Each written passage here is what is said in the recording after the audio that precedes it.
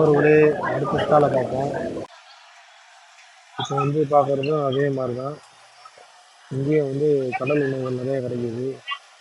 கனவா, ஆக்டாபஸ்ஸு போன்ற ஐட்டங்கள்லாம் கிடைக்குது. இது இறாலு, சாசேஜ் இது மாதிரிலாம் கிடைக்குது.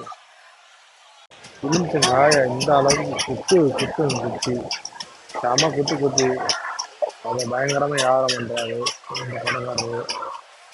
அதுக்கு மக்கள் கூட்டத்தை பாருங்க, இந்த அளவுக்கு மக்கள் கூட்டம் குத்துறாரா.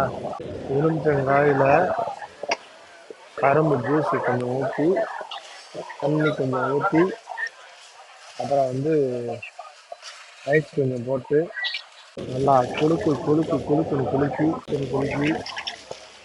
பிரமாதமான ஜூஸ் ஊற்றிட்டாரு. குத்துறாரு மட்டும் என்ன குத்துறாரு.